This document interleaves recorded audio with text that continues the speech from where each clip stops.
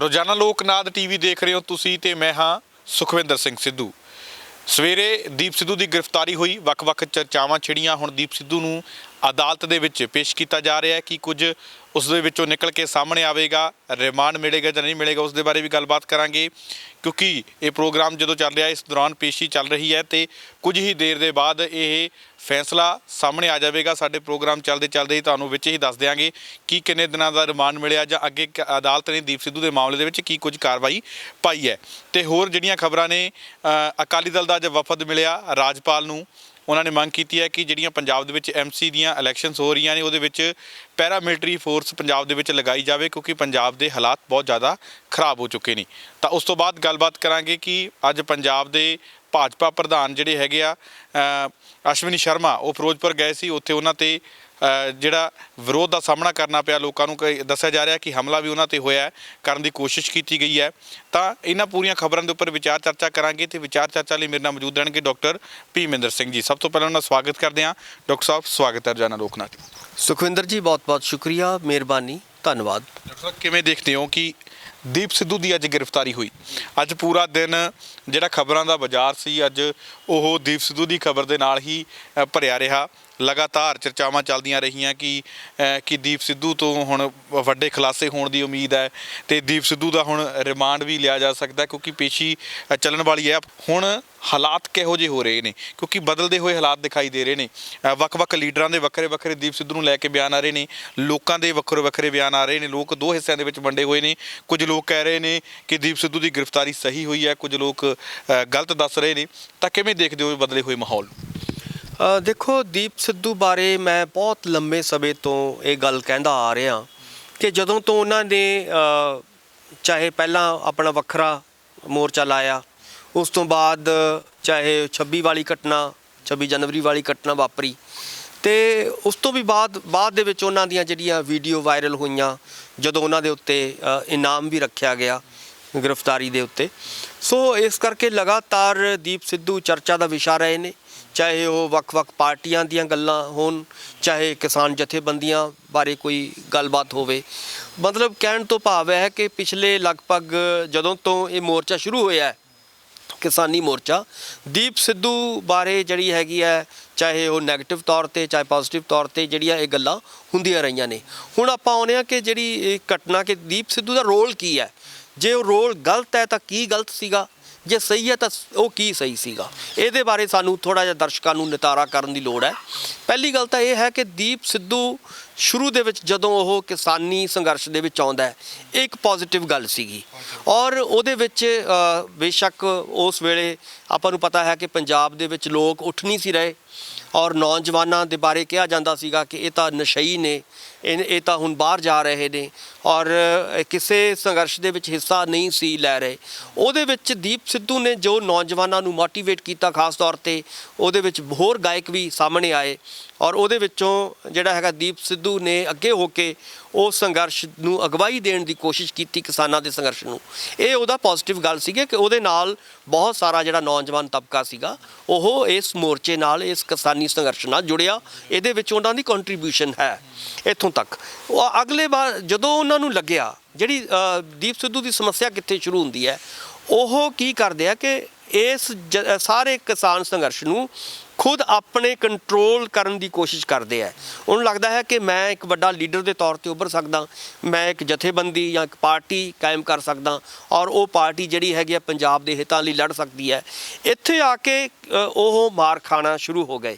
ਕਿੱਥੇ ਤਾਂ ਉਹਨਾਂ ਨੂੰ ਚਾਹੀਦਾ ਸੀਗਾ ਕਿ ਅਸੀਂ ਕਿਸਾਨਾਂ ਦੇ ਪਿੱਛੇ ਲੱਗੀਏ, ਕਿਉਂਕਿ ਬੇਸਿਕ ਬੁਨਿਆਦੀ ਤੌਰ 'ਤੇ ਸੰਘਰਸ਼ ਕਿਹਦੇ ਲਈ ਸ਼ੁਰੂ ਹੋਇਆ ਕਿ 3 ਕਾਲੇ ਕਾਨੂੰਨ ਜਿਹੜੇ ਨੇ ਉਹ ਵਾਪਸ ਕਰਾਉਣੇ ਹੈ। ਹੁਣ ਉਹਨਾਂ ਨੇ ਕੀ ਰਾਗ ਲਾਪਣਾ ਸ਼ੁਰੂ ਕੀਤਾ ਕਿ ਸਾਡਾ ਜਿਹੜਾ ਮਕਸਦ ਹੈ, ਮੁੱਖ ਮਕਸਦ ਹੈ, ਉਹ 3 ਕਾਲੇ ਕਾਨੂੰਨ ਵਾਪਸ ਕਰਾਉਣਾ ਨਹੀਂ ਹੈ, ਸਗੋਂ ਸਾਡਾ ਮੁੱਖ ਮਕਸਦ ਕੀ ਹੈ ਕਿ ਲਾਲ ਕਿਲ੍ਹੇ ਦੇ ਉੱਤੇ ਜਿਹੜਾ ਹੈਗਾ ਨਿਸ਼ਾਨ ਸਾਹਿਬ ਜਿਹੜਾ ਹੈਗਾ ਉਹ ਅਸੀਂ ਚਲਾਵਾਂਗੇ। ਹੁਣ ਕੀ ਹੋ ਗਿਆ ਕਿ ਇਸ ਸਾਰੇ ਸੰਘਰਸ਼ ਨੂੰ ਜਦੋਂ ਸਾਰੀ ਦੁਨੀਆ ਜਾਂ ਸਾਰੇ ਕਿਸਾਨ ਇੱਕ ਖਾਸ ਤੌਰ 'ਤੇ ਇੱਕ ਖਾਸ ਮੁੱਦੇ ਨੂੰ ਲੈ ਕੇ ਲੜ ਰਹੇ ਸੀ, ਸਿਰ ਧੜ ਦੀ ਬਾਜ਼ੀ ਲੱਗੀ ਹੋਈ ਸੀਗੀ, ਆਰ ਪਾਰ ਦੀ ਲੜਾਈ ਚੱਲ ਰਹੀ ਸੀਗੀ, ਉਹਨਾਂ ਨੇ ਇੱਕ ਵੱਖਰਾ ਰਾਗ ਅਲਾਪਣਾ ਸ਼ੁਰੂ ਕੀਤਾ ਕਿ ਸਾਡਾ ਮਕਸਦ ਹੁਣ ਇਸ ਤੋਂ ਵੀ ਵੱਧ ਜਿਹੜਾ ਹੈਗਾ ਨਿਸ਼ਾਨ ਸਾਹਿਬ ਅਸੀਂ ਲਾਲ ਕਿਲੇ ਦੇ ਉੱਤੇ ਚੜ੍ਹਾ ਕੇ ਹਟਾਂਗੇ। ਸੋ ਉੱਥੋਂ ਜਾ ਕੇ ਜਿਹੜਾ ਸੀਗਾ ਕਨਵਰਟ ਹੁੰਦਾ ਹੈ ਔਰ 26 ਜਨਵਰੀ ਦੀ ਕਾਲ ਹੁੰਦੀ ਹੈ ਕਿ ਟਰੈਕਟਰ ਰੈਲੀ ਅਸੀਂ ਕੱਢਣੀ ਹੈ। ਤਾਂ ਉਹਦੇ ਵਿੱਚ ਉਹ ਕੀ ਕਰਦੇ ਆ ਕਿ ਸਾਰੇ ਕਿਸਾਨ ਸੰਘਰਸ਼ ਨੂੰ ਤਾਰਪੀਡੋ ਕਰਨ ਦੀ ਜਿਹੜੀ ਹੈਗੀ ਹੈ, ਚਾਹੇ ਉਹਨਾਂ ਨੇ ਇਹ ਨਹੀਂ ਪਤਾ ਕਿ ਜਾਣਬੁੱਝ ਕੇ ਕਰ ਰਹੇ ਸੀ ਜਾਂ ਸੱਚੀ ਮੁੱਚੀ ਕੋਈ ਉਹ ਇਸ ਨੂੰ ਚੇਤਨ ਤੌਰ ਤੇ ਕਰ ਰਹੇ ਸੀਗੇ, ਪਰ ਜਿਹੜਾ ਉਹਦਾ ਇਫੈਕਟ ਪੈਣਾ ਸੀਗਾ ਇਹ ਉਹਨਾਂ ਨੂੰ ਜਿਹੜਾ ਲੀਡਰ ਹੁੰਦਾ ਇਹ ਉਹਨੂੰ ਭਾਂਪਣਾ ਚਾਹੀਦਾ ਕਿ ਇਸ ਸਾਡਾ ਮਕਸਦ ਜਿਹੜਾ ਹੈਗਾ, ਸਾਡਾ ਜਿਹੜਾ ਹੁਣ ਇਸ ਵੇਲੇ ਜੋ ਸੰਘਰਸ਼ ਚੱਲ ਰਿਹਾ ਹੈ ਉਹ 3 ਕਾਲੇ ਕਾਨੂੰਨਾਂ ਨੂੰ ਵਾਪਸ ਕਰਾਉਣਾ ਹੈ, ਨਾ ਕਿ ਇਹਦੇ ਵਿੱਚ ਕੋਈ ਜਿਹੜਾ ਹੈਗਾ ਨਿਸ਼ਾਨ ਸਾਹਿਬ ਦਾ ਏਜੰਡਾ ਜਿਹੜਾ ਹੈ ਲੈ ਕੇ ਆ ਕੇ ਇਸ ਸੰਘਰਸ਼ ਨੂੰ ਲੀਹੋਂ ਲਾਉਣ ਦੀ ਜਿਹੜੀ ਹੈਗੀ ਆ ਕੋਸ਼ਿਸ਼ ਕਰਨੀ ਚਾਹੀਦੀ ਹੈ। ਇਹੀ ਸਰਕਾਰ ਜਿਹੜੀ ਸੀਗੀ ਬੀਜੇਪੀ ਦੀ ਇਹੀ ਚਾਹੁੰਦੀ ਸੀਗੀ। ਸੋ ਉਹਨਾਂ ਨੇ ਆਪਣੇ ਚਾਹੇ ਅਫਸਰਾਂ ਦੇ ਰਾਹੀਂ, ਚਾਹੇ ਪੁਲਿਸ ਦੇ ਰਾਹੀਂ ਜਾਂ ਆਪਣੀਆਂ ਏਜੰਸੀਆਂ ਦੇ ਰਾਹੀਂ ਇਸ ਚੀਜ਼ ਨੂੰ ਮਤਲਬ ਇਹਨੂੰ ਤਾਰਪੀਡੋ ਕਰਕੇ, ਇਹਨਾਂ ਨਾਲ ਮੀਟਿੰਗ ਕਰਕੇ ਉਹਨਾਂ ਨੇ ਕਿਹਾ ਕਿ ਇਹਨਾਂ ਬੰਦਿਆਂ ਨੂੰ ਅੱਗੇ ਲੈ ਕੇ ਆਓ ਤਾਂ ਕਿ ਕਿਸਾਨਾਂ ਨੂੰ ਬਦਨਾਮ ਕੀਤਾ ਜਾ ਸਕੇ, ਇਸ ਸੰਘਰਸ਼ ਨੂੰ ਖਤਮ ਕੀਤਾ ਜਾ ਸਕੇ, ਕਿਸਾਨਾਂ ਨੂੰ ਇਹ ਕਹਿ ਕੇ ਕਿਹਾ ਜਾਏ ਕਿ ਇਹ ਤਾਂ ਅੱਤਵਾਦੀ ਨੇ। ਦੇਖੋ ਜੀ ਅਸੀਂ ਪਹਿਲਾਂ, ਕਿਉਂਕਿ ਆਲਰੇਡੀ ਬੀਜੇਪੀ ਜਿਹੜੀ ਸਰਕਾਰ ਹੈ ਇਹਨਾਂ ਨੂੰ ਕਦੇ ਅੱਤਵਾਦੀ ਕਹਿੰਦੀ ਸੀ, ਕਦੇ ਖਾਲਿਸਤਾਨੀ ਕਹਿੰਦੀ ਸੀ ਕਿਸਾਨਾਂ ਨੂੰ, ਕਦੇ ਉਹ ਨਕਸਲਾਈਟ ਕਹਿੰਦੀ ਸੀਗੀ। ਸੋ ਇਹ ਬਦਨਾਮ ਕਰਨ ਦੀ ਕੋਸ਼ਿਸ਼, ਇੱਕ ਬਹਾਨਾ ਮਿਲ ਗਿਆ। ਯੈਸ, ਉਸ ਟਰੈਪ ਦੇ ਵਿੱਚ ਜਿਹੜੇ ਸੀਗੇ ਦੀਪ ਸਿੱਧੂ ਜੀ ਆਏ ਔਰ ਦੀਪ ਸਿੱਧੂ ਜਾਣਬੁੱਝ ਕੇ, ਕਿਉਂਕਿ ਏਜੰਸੀਆਂ ਨੇ ਇਹ ਸਵੇਰੇ ਉਹਨਾਂ ਨੂੰ ਭੇਜਿਆ ਤੇ ਉਸ ਦੌਰਾਨ ਇਹ ਪਹਿਲਾਂ ਹੀ ਜਿਹੜੇ ਸੀਗੇ ਉੱਥੇ ਲਾਲ ਕਿਲੇ 'ਚ ਪਹੁੰਚੇ। ਇਹਨਾਂ ਦੀ ਜਿਹੜੀ ਵੀਡੀਓ ਵਾਇਰਲ ਹੋਈਆਂ ਉੱਥੇ ਕੱਲਿਆਂ ਦੀਆਂ ਔਰ ਨਿਸ਼ਾਨ ਸਾਹਿਬ ਦੇ ਨਾਲ, ਬੇਸ਼ੱਕ ਮੈਂ ਮੰਨਦਾ ਕਿ ਇਹ ਗੱਲ ਨਹੀਂ ਹੈ ਕਿ ਉੱਥੇ ਤਿਰੰਗੇ ਦਾ ਅਪਮਾਨ ਹੋਇਆ, ਤਿਰੰਗੇ ਦਾ ਕੋਈ ਅਪਮਾਨ ਨਹੀਂ ਹੋਇਆ ਜਿਵੇਂ ਮੋਦੀ ਸਾਹਿਬ ਕਹਿ ਰਹੇ ਨੇ। ਉੱਥੇ ਬਿਲਕੁਲ ਵੱਖਰੇ ਤੌਰ ਤੇ ਤਿਰੰਗਾ ਜਿਹੜਾ ਸੀਗਾ ਆਪਣਾ ਖੜਾ ਸੀਗਾ ਔਰ ਉਹਨੂੰ ਸਲਾਮ ਕੀਤਾ ਗਿਆ ਔਰ ਉਹਦੇ ਵੱਖਰੇ ਤੌਰ ਤੇ ਜਿਹੜਾ ਸੀਗਾ ਨਿਸ਼ਾਨ ਸਾਹਿਬ ਲਗਾਇਆ ਗਿਆ। ਜੀ ਸਵਾਲ ਫਿਰ ਵੀ ਹਾਲੇ ਵੀ ਉੱਥੇ ਹੀ ਹੈ, ਕਿਉਂਕਿ ਜਿਸ ਤਰੀਕੇ ਦੇ ਨਾਲ ਹੁਣ ਪਹਿਲਾਂ ਜਿਸ ਤਰੀਕੇ ਦੇ ਨਾਲ ਪਰਚਾ ਹੋਇਆ ਦੀਪ ਸਿੱਧੂ ਭਗੌੜਾ ਰਿਹਾ ਤਾਂ ਉਸ ਦੌਰਾਨ ਵੀ ਲੋਕ ਥੋੜੇ ਜਿਹੇ ਦੋ ਫਾੜ ਹੋਏ ਨਜ਼ਰ ਆ ਰਹੇ ਸੀ, ਕਿਉਂਕਿ ਕੁਝ ਲੋਕ ਦੀਪ ਸਿੱਧੂ ਨੂੰ ਸਹੀ ਦੱਸ ਰਹੇ ਸੀ ਤੇ ਕੁਝ ਗਲਤ ਦੱਸ ਰਹੇ ਸੀ। ਕੁਝ ਲੋਕ ਦੀਪ ਸਿੱਧੂ ਤੇ ਸੋਸ਼ਲ ਮੀਡੀਆ ਦੇ ਉੱਪਰ ਜੰਮ ਕੇ ਇਲਜ਼ਾਮ ਲਗਾ ਰਹੇ ਸੀ ਤਾਂ ਦੂਜੇ ਪਾਸਿਓਂ ਜਥੇਬੰਦੀਆਂ ਦੇ ਉੱਪਰ ਵੀ ਲੱਗਣੇ ਸ਼ੁਰੂ ਹੋ ਗਏ ਸੀ। ਤਾਂ ਉਹ ਇੰਜ ਲੱਗ ਰਿਹਾ ਸੀ ਕਿ ਅੰਦੋਲਨ ਦੀ ਲੜਾਈ ਹੁਣ ਮੋਦੀ ਸਰਕਾਰ ਦੇ ਖਿਲਾਫ ਨਹੀਂ, ਹੁਣ ਲੱਖਾ ਸਿਧਾਣਾ ਤੇ ਦੀਪ ਸਿੱਧੂ ਦੇ ਸਮਰਥਕਾਂ ਦੇ ਵਿਚਕਾਰ ਹੈ ਤੇ ਦੂਜੇ ਪਾਸੇ ਉਹਨਾਂ ਦੇ ਐਂਟੀ ਨੇ ਕਿਸਾਨ ਜਥੇਬੰਦੀਆਂ। ਤਾਂ ਜਿਸ ਤਰੀਕੇ ਦੇ ਨਾਲ ਹੁਣ ਦੀਪ ਸਿੱਧੂ ਦੀ ਗ੍ਰਿਫਤਾਰੀ ਹੋਈ ਹੈ, ਕੁਝ ਲੋਕਾਂ ਦੇ ਮਨ ਦੇ ਵਿੱਚ ਗੁੱਸਾ ਵੀ ਹੈ ਕਿ ਇਸ ਤਰੀਕੇ ਨਾਲ ਗ੍ਰਿਫਤਾਰੀ ਗਲਤ ਹੋਈ ਹੈ, ਇਸ ਤਰ੍ਹਾਂ ਨਹੀਂ ਹੋਣਾ ਚਾਹੀਦਾ ਸੀ। ਤਾਂ ਦੂਜੇ ਪਾਸੇ ਕੁਝ ਜਿਹੜੇ ਦੀਪ ਸਿੱਧੂ ਦੇ ਐਂਟੀ ਨੇ ਤੇ ਕਿਸਾਨ ਜਥੇਬੰਦੀਆਂ ਦੇ ਹਮਾਇਤੀ ਨੇ ਉਹ ਇਹ ਗੱਲ ਕਹਿ ਰਹੇ ਨੇ ਕਿ ਬਹੁਤ ਚੰਗਾ ਹੋਇਆ। ਤਾਂ ਕਿਤੇ ਮੈਂ ਇਹ ਦੇਖ ਰਿਹਾ ਕਿ ਅੰਦੋਲਨ ਦੋ ਫਾੜ ਤਾਂ ਨਹੀਂ ਹੋ ਜਾਏਗਾ, ਕਿਉਂਕਿ ਲੋਕ ਸਮਰਥਕ ਦੋਨਾਂ ਦੇ ਉੱਥੇ ਇਕੱਠੇ ਬੈਠੇ ਨੇ, ਤਾਂ ਕਿਤੇ ਨੁਕਸਾਨ ਤਾਂ ਨਹੀਂ ਹੋ ਜਾਏਗਾ ਅੰਦੋਲਨ ਨੂੰ ਇਸ ਚੀਜ਼ ਦਾ? ਬਹੁਤ ਅੱਛਾ ਸਵਾਲ ਹੈ ਸੁਖਵਿੰਦਰ ਜੀ। ਮੈਂ ਇਹਦਾ ਜਵਾਬ ਇਹੀ ਦੇਣਾ ਚਾਹਾਂਗਾ ਕਿ ਦੇਖੋ, ਜਿੱਥੋਂ ਤੱਕ ਇਸ ਸੰਘਰਸ਼ ਨੂੰ ਸੇਧ ਦੇਣ ਦੀ ਗੱਲ ਹੈ ਉਹਦੇ ਵਿੱਚ ਤਾਂ ਜਿਹੜੀਆਂ ਸਾਡੀਆਂ ਕਿਸਾਨ ਜਥੇਬੰਦੀਆਂ ਨੇ ਉਹ ਅੱਜ ਤੱਕ ਕਾਮਯਾਬ ਨੇ ਔਰ ਉਹਦੇ ਵਿੱਚ ਕਿਸਾਨ ਜਥੇਬੰਦੀਆਂ ਦੇ ਤੁਸੀਂ ਬਿਆਨ ਵੀ ਸੁਣੋਗੇ, ਉਹਨਾਂ ਨੇ ਦੀਪ ਸਿੱਧੂ ਤੇ ਲੱਖੇ ਸਿਧਾਣੇ ਤੋਂ ਆਪਣੇ ਆਪ ਨੂੰ ਵੱਖਰਾ ਕਰਨ ਦੀ ਸ਼ੁਰੂ ਤੋਂ ਹੀ ਕੋਸ਼ਿਸ਼ ਕੀਤੀ ਹੈ। ਉਹਨਾਂ ਨੇ ਕਿਹਾ ਕਿ ਇਹ ਵੱਖਰੇ ਤੌਰ ਤੇ ਨੇ, ਉਹ ਸਾਡਾ ਇਹਨਾਂ ਨਾਲ ਕੋਈ ਸੰਬੰਧ ਨਹੀਂ ਹੈ। ਮੇਰਾ ਕਹਿਣ ਤੋਂ ਮਤਲਬ ਹੈ ਕਿ ਇੱਕ ਫੋਕਸ ਕਰਕੇ ਕੋਈ ਮੁੱਦੇ ਜਿਹੜੇ ਨੇ, ਕਾਮਨ ਮਿਨੀਮਮ ਪ੍ਰੋਗਰਾਮ ਜਿਹੜੇ ਸੀਗੇ 32 ਜਥੇਬੰਦੀਆਂ ਉਹਦੇ ਆਧਾਰ ਤੇ ਉਹ ਲੜ ਰਹੀਆਂ ਸੀਗੀਆਂ। ਬਟ ਇਹਨਾਂ ਨੇ ਆ ਕੇ ਜਦੋਂ ਵੱਖਰੀ ਗੱਲ ਕਰਨੀ ਸ਼ੁਰੂ ਕੀਤੀ ਤਾਂ ਲੋਕਾਂ ਨੂੰ ਵੀ ਲੱਗਿਆ ਔਰ ਜਿਹੜੇ ਸਿਆਣੇ ਲੋਕ ਨੇ ਜਿਹੜੇ ਪੰਜਾਬ ਦਾ ਭਲਾ ਚਾਹੁੰਦੇ ਨੇ ਉਹਨਾਂ ਨੂੰ ਵੀ ਲੱਗ ਰਿਹਾ ਸੀਗਾ ਕਿ ਇਹ ਜੇ ਦੀਪ ਸਿੱਧੂ ਦਾ ਏਜੰਡਾ ਇਹ ਚੱਲ ਜਾਂਦਾ ਤਾਂ ਇਹਨੂੰ ਵੱਡਾ ਇੱਕ ਨੁਕਸਾਨ ਜਿਹੜਾ ਹੈਗਾ ਉਹ ਪਹੁੰਚ ਸਕਦਾ ਹੈ ਔਰ ਸਰਕਾਰ ਦੇ ਪੱਖ ਵਿੱਚ ਇਹ ਜਿਹੜਾ ਹੈਗਾ ਸੰਘਰਸ਼ ਜਾ ਸਕਦਾ ਹੈ। ਸੋ ਹੋਇਆ ਵੀ, ਕੋਸ਼ਿਸ਼ ਵੀ ਹੋਈ। ਆਪਾਂ ਨੂੰ ਪਤਾ ਹੈ ਕਿ 26 ਜਨਵਰੀ ਨੂੰ 84 ਬਣਾਉਣ ਦੀ ਕੋਸ਼ਿਸ਼ ਕੀਤੀ ਗਈ ਔਰ ਬੇਸ਼ੱਕ ਉਸ ਵੇਲੇ ਅਗਲੇ ਦਿਨ ਜਾਂ ਉਹ ਬਾਕੀ ਲੀਡਰਾਂ ਨੇ ਉਸ ਸਾਰੀ ਚੀਜ਼ ਨੂੰ ਸੰਭਾਲਿਆ। ਪਰ ਮੈਂ ਇਹ ਕਹਿਣਾ ਚਾਹੁੰਦਾ ਕਿ ਦੇਖੋ, ਦੀਪ ਸਿੱਧੂ ਦੀ ਗ੍ਰਿਫਤਾਰੀ ਤਾਂ ਹੋਣੀ ਹੀ ਹੋਣੀ ਸੀਗੀ, ਕਿਉਂਕਿ ਬੀਜੇਪੀ ਦੇ ਉੱਤੇ ਬੜਾ ਵੱਡਾ ਪ੍ਰੈਸ਼ਰ ਸੀਗਾ। ਬੀਜੇਪੀ ਨੂੰ ਵੱਖ-ਵੱਖ ਜਿਹੜੀਆਂ ਪਾਰਟੀਆਂ ਸੀ ਉਹ ਕਹਿ ਰਹੀਆਂ ਸੀ ਕਿ ਇਹ ਤੁਹਾਡਾ ਬੰਦਾ ਹੈ, ਬੀਜੇਪੀ ਦਾ ਬੰਦਾ ਹੈ, ਕਿਉਂਕਿ ਇਹਦੀਆਂ ਫੋਟੋਆਂ ਜਿਹੜੀਆਂ ਵਾਇਰਲ ਹੋਈਆਂ ਸੀਗੀਆਂ ਉਹ ਮੋਦੀ ਸਾਹਿਬ ਨਾਲ। ਸਿਆਸਤ ਵੀ ਜੰਮ ਕੇ ਹੋ ਰਹੀ ਹੈ, ਕਿਉਂਕਿ ਅਕਾਲੀ ਦਲ, ਆਮ ਆਦਮੀ ਪਾਰਟੀ ਜਾਂ ਫਿਰ ਕਾਂਗਰਸ ਦੀ ਗੱਲ ਕਰੀਏ ਤਾਂ ਉਹ ਵੀ ਬੀਜੇਪੀ ਦਾ ਬੰਦਾ ਕਹਿ ਰਹੀ ਹੈ, ਤਾਂ ਬੀਜੇਪੀ ਕਿਸਾਨ ਜਥੇਬੰਦੀਆਂ ਤੇ ਖਾਲਿਸਤਾਨੀਆਂ ਦਾ ਬੰਦਾ ਕਹਿ ਰਹੀਆਂ, ਤਾਂ ਅੱਗੋਂ ਜਿਹੜੀ ਹੈਗੀ ਆ ਆਪਣੀਆਂ ਕਿਸਾਨ ਜਥੇਬੰਦੀਆਂ ਉਹ ਵੀ ਬੀਜੇਪੀ ਦਾ ਬੰਦਾ ਕਹਿ ਰਹੀਆਂ। ਸਿਆਸਤ ਸ਼ੁਰੂ ਹੋ ਗਈ ਹੈ, ਇੱਕ ਦੂਜੇ ਤੇ ਇਲਜ਼ਾਮਾਂ ਦਾ ਦੌਰ ਸ਼ੁਰੂ ਹੋ ਗਿਆ ਦੀਪ ਸਿੱਧੂ ਨੂੰ। ਦੇਖੋ ਇਲਜ਼ਾਮ ਸ਼ੁਰੂ ਤੋਂ ਹੀ ਲੱਗ ਰਹੇ ਨੇ, ਕੋਈ ਵੀ ਆਪਣਾ ਬੰਦਾ ਹਾਂ ਬਿਲਕੁਲ, ਕਿਉਂਕਿ ਹੁਣ ਉਹਨਾਂ ਨੇ ਪਤਾ ਹੈ ਵੀ ਹਰ ਚੀਜ਼ ਉਹਨਾਂ ਨੇ ਵਰਤ ਲਿਆ, ਕਿਉਂਕਿ ਬੀਜੇਪੀ ਦਾ ਹੁੰਦਾ ਕਿ ਜਾਂ ਜਿਹੜੀਆਂ ਇਸ ਵੇਲੇ ਸਿਆਸੀ ਪਾਰਟੀ ਸੱਤਾ ਵਿੱਚ ਹੁੰਦੀਆਂ ਨੇ ਉਹਨਾਂ ਨੂੰ ਇਹ ਲੱਗਦਾ ਹੁੰਦਾ ਕਿ ਯੂਜ਼ ਐਂਡ ਥਰੋ, ਕਿ ਬੰਦਾ ਯੂਜ਼ ਹੋ ਗਿਆ, ਹੁਣ ਇਹਨੂੰ ਚਾਹੇ ਮਰੇ ਜਾਂ ਖਪੇ, ਜੋ ਅਸੀਂ ਉਹਦੇ ਤੋਂ ਕੰਮ ਲੈਣਾ ਸੀ ਲੈ ਚੁੱਕੇ ਹਾਂ। ਸੋ ਬੀਜੇਪੀ ਨੂੰ ਤਾਂ ਇਹ ਲੱਗਦਾ ਕਿ ਜੋ ਉਹਨਾਂ ਨੇ ਉਸ ਵੇਲੇ ਦੁਫਾੜ, ਹਾਲਾਂਕਿ ਉਹਨਾਂ ਨੇ ਸ਼ਤਰੰਜ ਦੀ ਚਾਲ ਚੱਲੀ ਸੀਗੀ ਦੀਪ ਸਿੱਧੂ ਦੇ ਉੱਤੇ, ਪਰ ਉਹ ਸ਼ਤਰੰਜ ਦੀ ਚਾਲ ਉਹਨਾਂ ਦੀ ਫੇਲ ਹੋ ਗਈ ਬਾਈ ਚਾਂਸ, ਠੀਕ ਹੈ ਨਾ। ਜਾਂ ਉਹ ਸੋਸ਼ਲ ਮੀਡੀਆ ਦਾ ਰੋਲ ਸੀਗਾ, ਜਾਂ ਕਿਸਾਨ ਜਥੇਬੰਦੀਆਂ ਦਾ ਤਾਕਤ ਸੀ, ਜਾਂ ਇਸ ਸੰਘਰਸ਼ ਦੇ ਜਿਹੜੇ ਲੋਕ ਸੀਗੇ ਉਹ ਇੰਨੇ ਨਾਲ ਜੁੜੇ ਹੋਏ ਸੀ, ਬੜੇ ਸ਼ਿੱਦਤ ਨਾਲ ਜੁੜੇ ਹੋਏ ਸੀ, ਉਹ ਵੀ ਇੱਕ ਕਾਰਨ ਸੀਗਾ। ਸੋ ਸਾਰੇ ਕਾਰਨ ਮਿਲਾ ਕੇ ਬੀਜੇਪੀ ਦਾ ਜਿਹੜਾ ਛੜਯੰਤਰ ਸੀਗਾ ਦੀਪ ਸਿੱਧੂ ਨੂੰ ਲੈ ਕੇ ਉਹ ਫੇਲ ਹੋਇਆ। ਔਰ ਉਹਦੇ ਵਿੱਚ ਹੁਣ ਕੀ ਹੋਏਗਾ ਕਿ ਦੀਪ ਸਿੱਧੂ ਕਿਉਂਕਿ ਹੁਣ ਵਰਤਿਆ ਗਿਆ ਔਰ ਹੁਣ ਉਹਦੇ ਤੋਂ ਉਹਨਾਂ ਨੇ ਸਾਰਾ ਕੁਝ ਜੋ ਲੈਣਾ ਸੀ ਲੈ ਚੁੱਕੇ ਨੇ। ਹੁਣ ਨਾ ਤਾਂ ਬੀਜੇਪੀ ਕਹੇਗੀ ਕਿ ਸਾਡਾ ਬੰਦਾ ਹੈ, ਨਾ ਹੀ ਕੋਈ ਹੋਰ ਪਾਰਟੀਆਂ। ਹੁਣ ਇਹ ਆਪਸ 'ਚ ਦੋਸ਼ ਜਿਹੜੇ ਨੇ ਕੁਝ ਦਿਨ ਚੱਲਦੇ ਰਹਿਣਗੇ, ਹੌਲੀ ਹੌਲੀ ਇਹ ਠੀਕ ਹੋ ਜਾਏਗਾ। ਜਿੱਥੋਂ ਤੱਕ ਸੰਘਰਸ਼ ਦੀ ਗੱਲ ਹੈ, ਸੰਘਰਸ਼ ਇਸੇ ਤਰ੍ਹਾਂ ਜਾਰੀ ਰਹੇਗਾ।